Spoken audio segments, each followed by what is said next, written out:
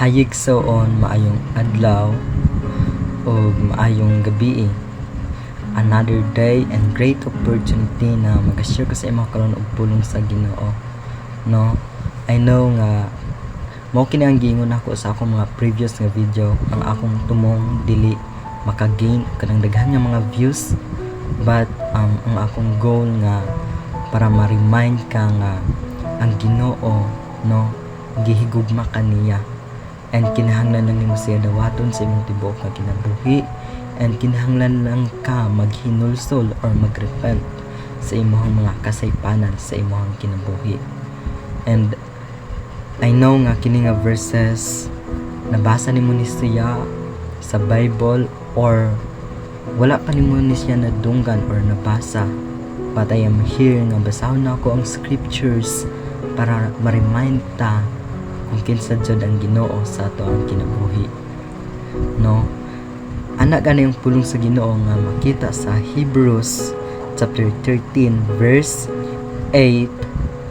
Si Hesukristo mao gihapon kagahapon karon ug sa walay katapusan. Mao kini ang atong Dios nga ginaalagaran. Ang atong Dios nga ginaalagaran mao gihapon ng Dios sa una, no, karon ug sa walay katapusan. Katong ginaalagaran sa mga apostoles, katong ginaalagaran no sa mga tao sa una si Jesus Christ, same pud ni siya sa atong ginaalagaran karon nga pagka-Dios nga Ginoo sa atong kinabuhi. And tungod kay siya man ang atong ginaalagaran nga Dios, no, kinahanglan nato musubay sa iyang kanang plano and kanang kabubuton, no.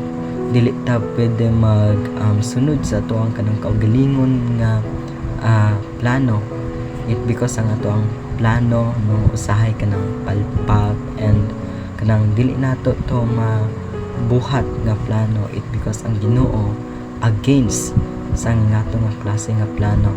And through the word of the Lord, naga-remind ni siya sa ato sa Hebrew chapter 13 verse 8 na atong Dios nga ginaalagaran mara gihapon, no, sa Dios sa una, Dios nato karon, and Dios sa walay katapusan. In short, ang atong Dios remain ni siya forever. And tungod kay ginalagaran nato ang atong Dios, no, kinahanglan nato nga mosunod sa iyaha. And kinahanglan nato nga i-share pud ang atong ginaalagaran nga Dios sa uban pang nga tawo nga wala pa nakaila kung kinsa ang Dios sa ilang kinabuhi. And this is the reminder to all of us nga kinahanglan spread nato ang word of God, no, para malukop ang pulong sa Ginoo sa tibuok kalibutan.